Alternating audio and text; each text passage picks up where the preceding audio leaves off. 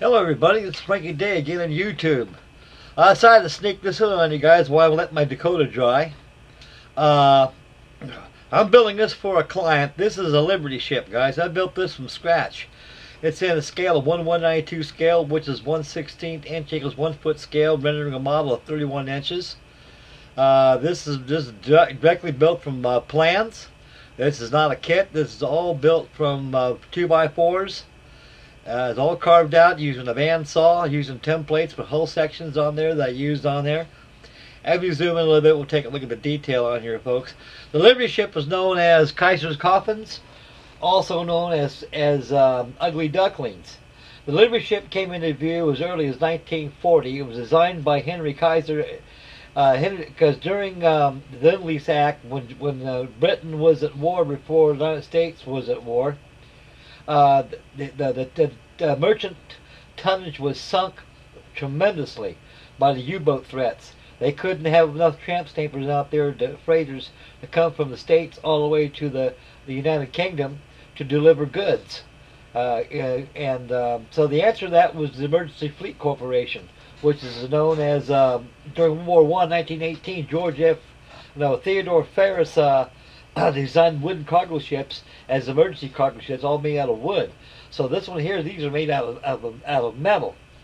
Now, folks, I'm going to tell you now, these Liberty ships right now, you talk about the manpower and the initiative of getting this war done, getting over with. This ship won the war for us. The Liberty ship, the first Liberty ship that was launched November 14th, 1940, was Patrick Henry. That's exactly what this ship is. This is the USS Patrick Henry. It was built for the United States Maritime Commission for the Merchant Marines. It's painted all 5D dark gray, which was Atlantic scheme for all steamers and such as freighters. The Kaiser coffin here was built in 7 days. They were building 4 Liberty ships a month. Guys, I'll tell you one thing, I kid you not. The Liberty ships were all prefabricated. They were built in sections. Henry Kaiser, when he actually introduced the Liberty ship to Franklin D. Roosevelt, he told what I could do with these things. The answer to the 3 U-boat threat was to make Liberty ships. These are all prefabbed. Now, some Liberty ships suffered hull fractures due to the seas, and sometimes they broke in half where the pre-sab assemblies were done, because these things were all welded. They weren't riveted in like they did back in the early 20th century. Okay, we zoom in right here, guys. You can see the king post, forward king post, and you got your 5-inch and your 3-inch open mount right there in front. The king post right there, the rigging on that's called the Burton system or yard and stay. The booms are all triced up. They've been turned on my lathe. Hatch covers have been used by cardstock. I use aluminum stripping for hatch bands. All the scuppers will drill out using a needle file, all using straight edges there, make sure they're all straight aligned. This is a professional model right here. I got to make my Sonny's finest on it. I'll probably get about $1,000 to ship when I get done with it. Belongs to my attorney, Mr. John F. Bloom.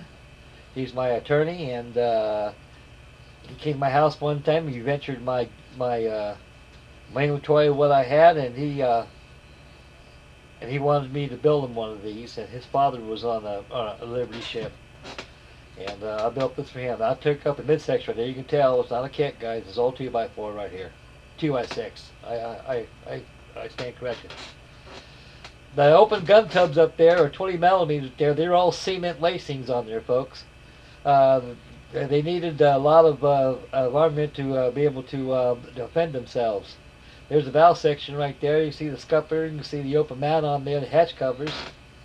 And we'll tour around a bit, we'll take aft, we'll look at the screw and the cultivator rudder. The load water line is all hull red, which is a red oxide. And I got a lot more work to it, tons of work on it, guys. So I'm kind of building this on the side a little bit. I got about 6 months to get this thing done. So you can tell old Frankie Day's got his hands full. There's a screw right there, there's your rudder. You got your 5-inch 25 open mount and 220 millimeters enclosed gun tubs using concrete. The Liberty ship was a very wonderful ship, guys. The particulars from bow to stem to stern were 441 feet and carried a crew of 36 men. This thing can carry tanks, Hudson bombers, howitzers, you name it, troops, you name it, it can carry it.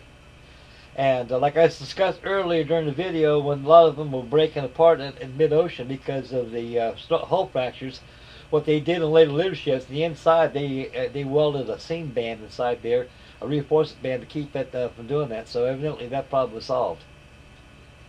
Okay, guys, it's time to get off here right now, and just a little fast review of this Liberty ship. I thought maybe you fellows out there would get a kick out of it. Ghetto, this is for you, sir. Ghetto's a great model builder. And right here, fellas, this about does it for the video.